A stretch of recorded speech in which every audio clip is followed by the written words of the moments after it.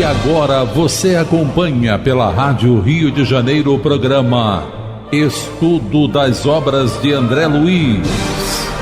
Vamos refletir sobre o livro Nosso Lar. Produção e apresentação, Tereza Cristina e Marco Antônio.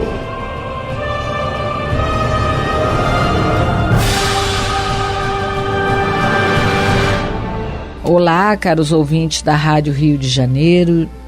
Estamos iniciando o nosso programa de estudo das obras de André Luiz. Estamos estudando atualmente o livro Nosso Lar, que foi psicografado por Francisco Cândido Xavier pelo espírito de André Luiz. Amigos ouvintes da emissora da Fraternidade Rádio Rio de Janeiro, novamente estamos aqui, com a permissão de Jesus, dando continuidade ao estudo da obra Nosso Lar. Nós estamos no último capítulo, né? No último capítulo do livro, o capítulo 50, Cidadão de Nosso Lar.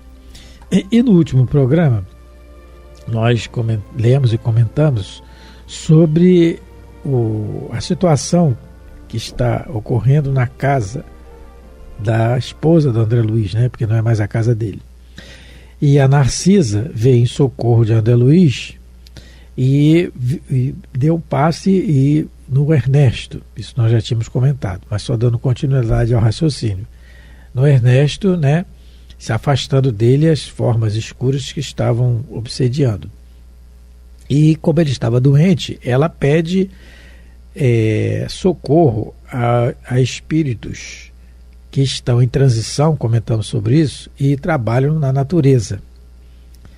E a Tereza leu a questão 538 do Livro dos Espíritos, em que Allan Kardec informa isso, sobre essa questão na natureza. Há espíritos que já foram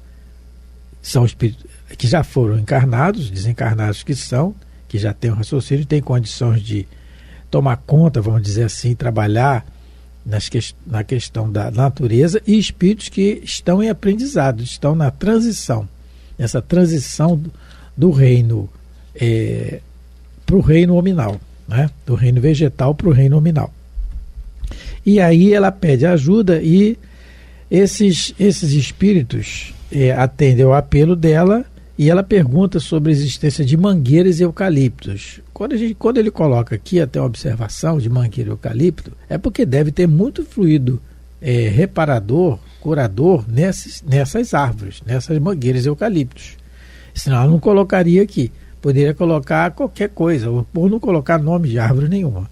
Mas se ela está colocando aqui, então, né, porque deve ter.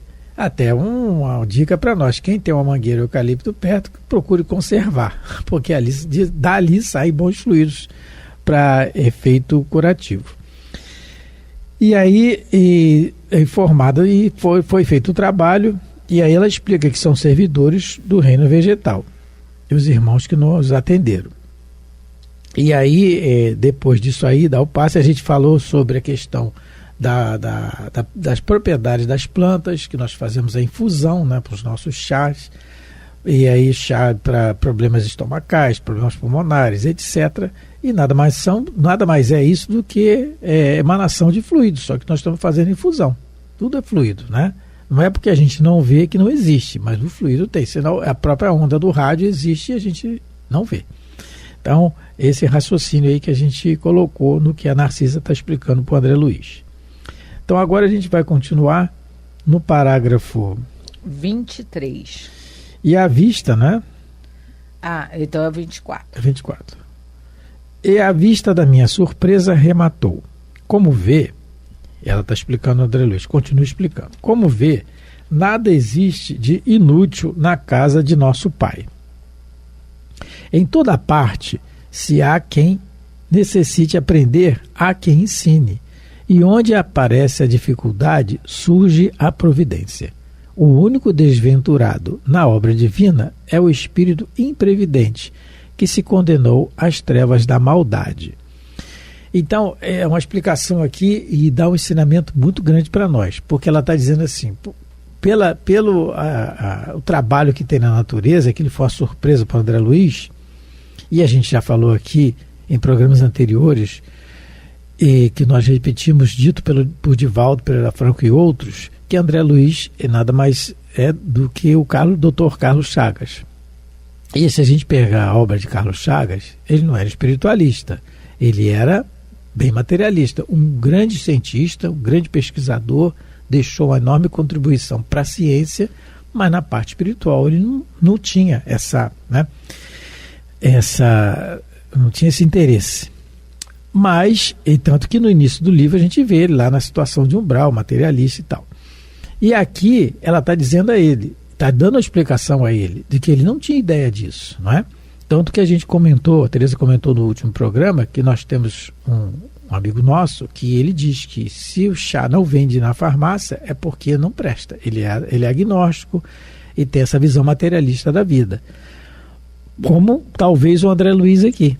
Só que o André Luiz já está recebendo mais uma lição sobre isso. E aí ela está emendando a lição, colocando uma questão moral em cima disso. Que nada é inútil na casa de Deus, nada.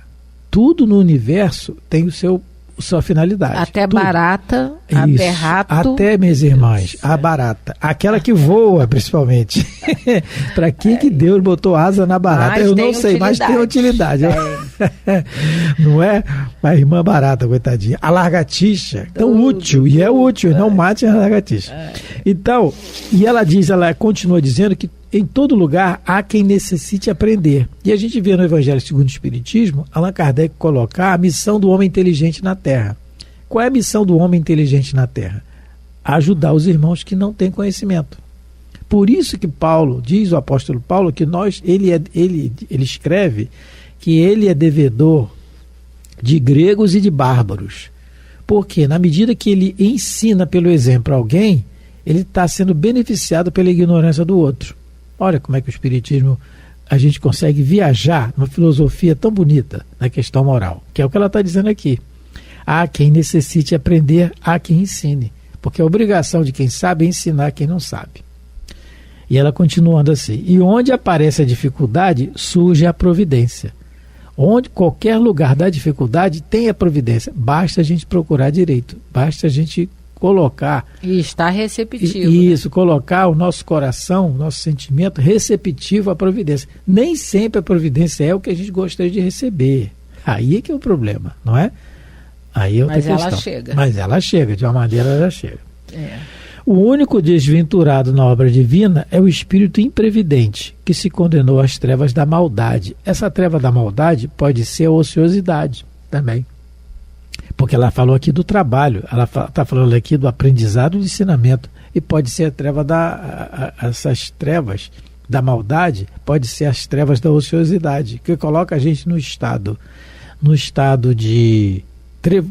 interior muito ruim, que a gente chama de trevas, que não é o contrário o quê? Da luz do conhecimento, da luz do trabalho.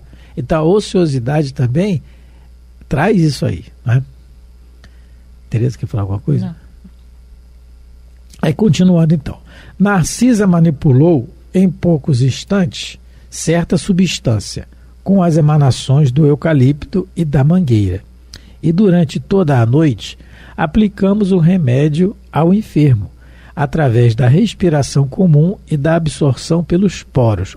Olha só que interessante, ela manipulou. Como é que ela fez isso? Ele não está dizendo aqui, mas ela manipulou. Manipular é misturar, é botar a dosagem de um e de outro no percentual correto lá para o caso do Ernesto. E juntar o próprio fluido dela também, né? Ela juntou a parte material que é das árvores com o fluido espiritual dela. Ah, sim. Porque é também, o que acontece nas casas espíritas. Isso, quem passe. aplica o passe são os espíritos. A gente já estudou sobre isso aqui. Então, mas eles precisam do fluido material, né? Vamos dizer assim, do encarnado, que eles manipulam com o deles e acrescentam aqueles que estão predispostos a receber a energia do passe, não é? A bioenergia. Então, ela está fazendo a mesma coisa aqui, só que ela não está tirando fluido de nenhum encarnado, pelo menos é o que está descrito aqui. Ela está usando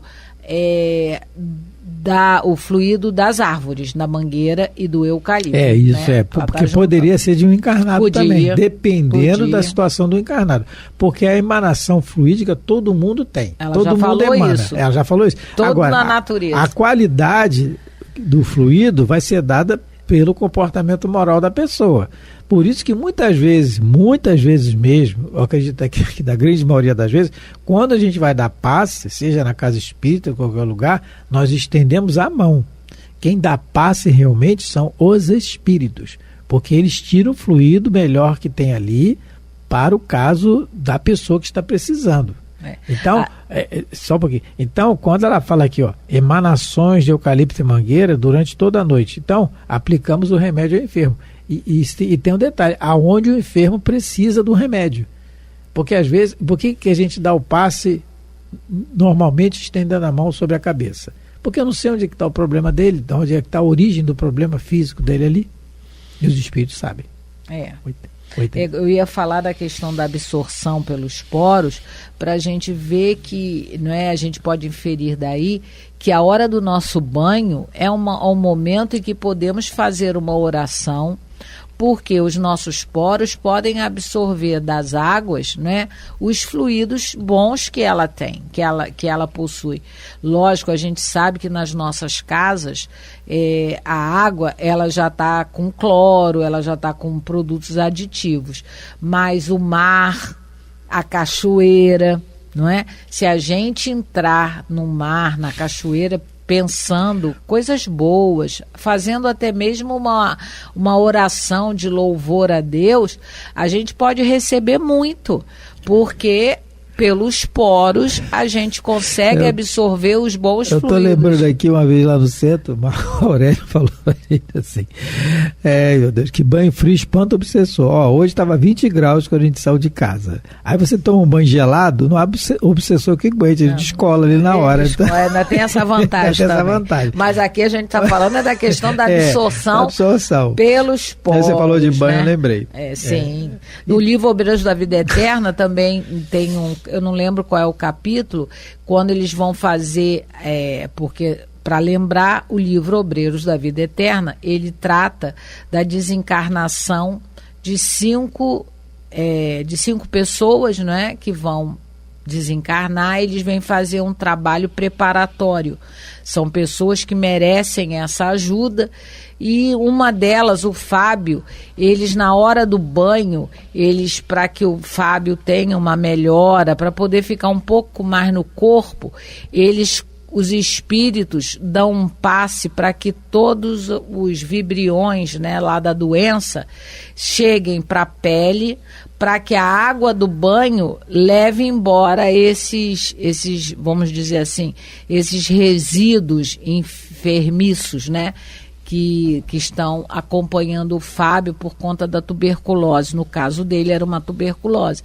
Para a gente ver a importância do banho, da água no corpo, e principalmente não é à toa que todos os espíritos, que trabalhavam e trabalham, muitas das vezes em terreiros de Umbanda, e percebem que a pessoa às vezes não tem condição de comprar medicamento, eles receitam os chás, eles receitam os banhos, banho com ervas, banho de cachoeira, porque a natureza, como a Narcisa colocou aqui para o André Luiz, toda a natureza, eles nos reinos diversos existem forças naturais, não só o homem pode receber fluidos e emiti-los, mas as forças naturais fazem o mesmo nos reinos diversos em que se subdividem.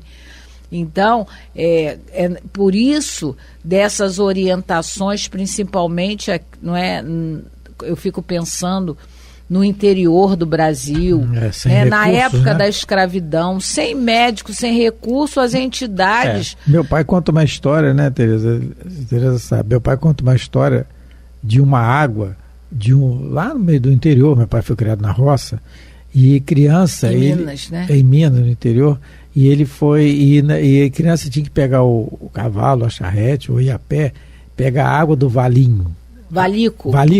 Valico era o nome de uma pessoa que ele conta agora, meu pai está com 90 anos, e ele conta que tinha que ir lá, alguém ficava doente com algum problema, aí ia lá, pegava a água do Valico. O que era a água do Valico? Depois, pesquisando, o moço tinha lá tinha lá a opção de vasilhame de água. Às vezes botava uma erva ou outra, e aí ele ia lá buscar para o meu primo, pro sobrinho dele, vai lá buscar para o fulano. Aí ele ia lá, era longe, esse lá é longe, né? Como é que é Minas, então é logo ali, né? É longe. Quando ele chegava lá, o moço não sabia o que o outro tinha. Uma criança vai contar como? Ó, tá tossindo, tá assim, tá com diarreia, mas como é que vai saber? Os espíritos com certeza acionavam, ele tinha mediunidade, os espíritos acionavam e, dá essa aqui para ele. Trouxe a vasilha? Não trouxe? Toma aqui, então bota na vasilha, dá essa água para ele tantas vezes por dia.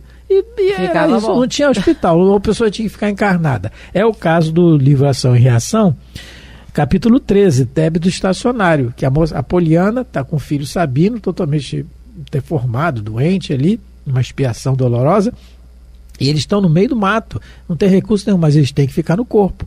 Os espíritos acionam, os espíritos da natureza, como está aqui no nosso lar.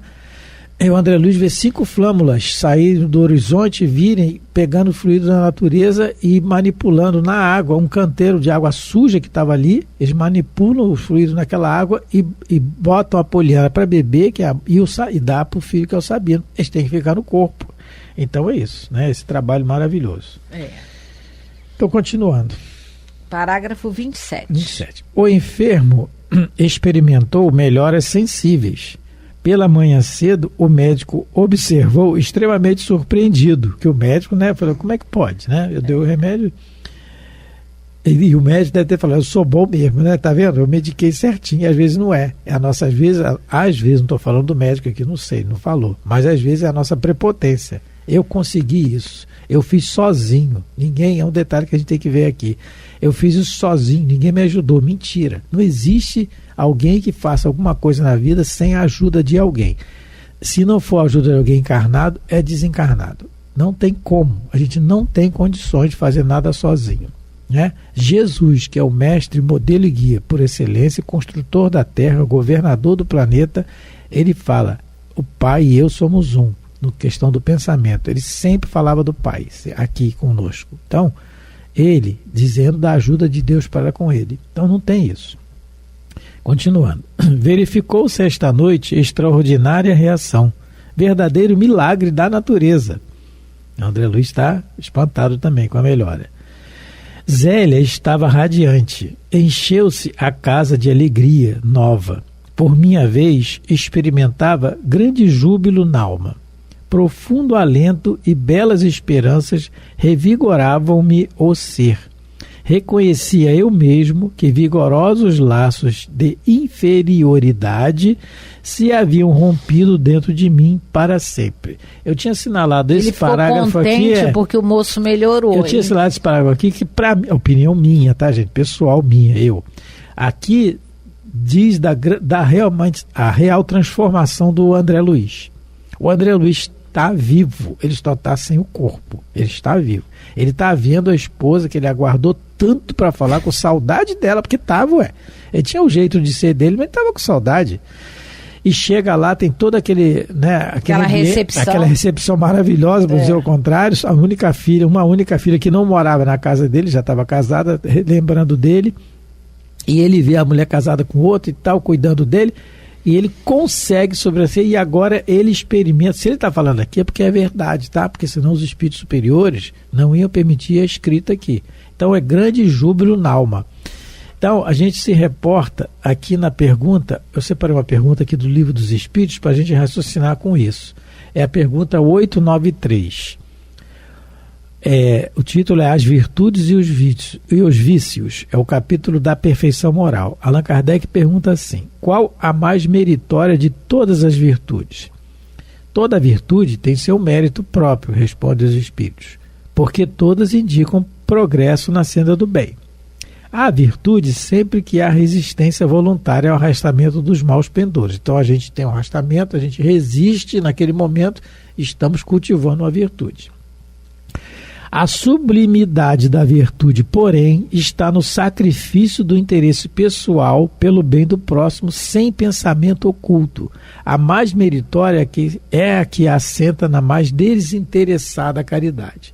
Então, é o bem do próximo. É o que o Dr. Bezerra de Menezes também fala no livro Instruções Psicofônicas, no capítulo 1, se eu não me engano, Caridade.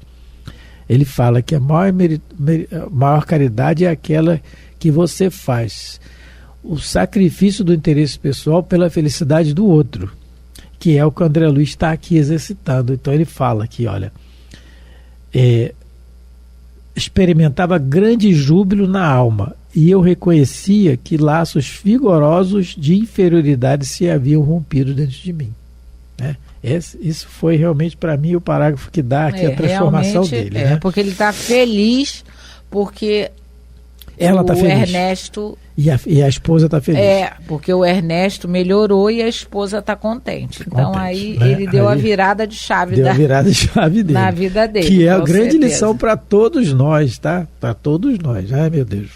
Vamos lá. Ele renunciou, né? É uma renúncia. Ele renunciou a, vamos dizer assim, a ter a Zélia só para ele, renunciou para que ela seja feliz, né? Ele renunciou à própria, vamos dizer assim, felicidade, que era tê-los, né? Que ela tivesse o pensamento nele mesmo, sendo viúva, ele renunciou a isso para que ela ficasse feliz. Ele renunciou, vamos supor, a felicidade própria em benefício da felicidade da Zélia e do senhor Ernesto, não é?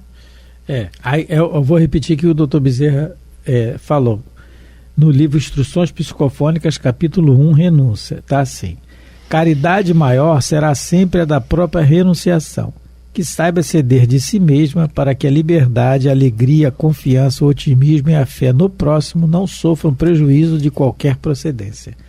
É isso. Um dia a gente vai chegar lá. Quer dizer, estamos falando de nós aqui, né? Não sei se o ouvinte aí já chegou, mas nós chegaremos lá um dia. Nesse dia, voltei a nosso lar em companhia de Narcisa e pela primeira vez experimentei a capacidade de volitação. Só para lembrar aqui, antes da gente entrar na questão da volitação, só para lembrar que o André Luiz recebeu de Clarencio uma semana para ficar junto dos seus, para visitar a família. O primeiro e o segundo dia foi aquele dia complicadíssimo, não é? Apesar do Clarencio, não é, do ministro Clarencio, ter dito para ele, toda noite eu vou passar aqui, todo final de dia, se você quiser ir comigo para nosso lar, vamos, e depois você volta. Mas os 2 primeiros dias foram aqueles dias decisivos, o choque que ele recebeu, ele não foi. Mas aqui, depois que ele, né, conseguiu já respirar, porque renunciou lá em favor da Zélia, do Ernesto e dos filhos, né, para que a família ficasse bem, ele nesse dia ele relaxou e aí ele diz assim, que aí ele voltou para nosso lar em companhia da Narcisa, volitando, porque ele veio se a gente lembra lá no começo, quando ele vem num veículo, né? Provavelmente ele vem no veículo com Clarencio, né? Vem com a dona Laura, que vai reencarnar, porque na realidade o ministro está preparando a reencarnação da dona Laura, então ele vem junto, aproveitou a oportunidade. Mas então agora é como se ele tivesse tirado um peso, né, muito grande do seu coração, da sua mente, e agora ele se sentindo mais leve, ele consegue volitar, mas isso é assunto para o próximo programa, que nós vamos conversar um pouquinho sobre o que é volitar, o que é uma volitação. Bom, estamos encerrando mais um programa, agradecendo a todos pela atenção, pelo carinho, e lembrando sempre que nós estamos tentando estudar o livro. Apesar de ser uma transmissão radiofônica, não é como um estudo presencial, demandaria muito mais tempo. E o estudo ele requer pesquisa em cada detalhe do que a gente lê. Muita paz a todos. Hoje gostaríamos de mandar abraço para alguns amigos, a Luciana de São Paulo, a Solange de São Paulo, a Célia Regina de Tapira, a Neive e o João de Niterói. Muita paz de Jesus aos vossos lares, nas vossas vidas. Fiquem com Deus. A Rádio Rio de Janeiro apresentou o programa Estudo das Obras de André Luiz. Produção e apresentação: Tereza Cristina e Marco Antônio.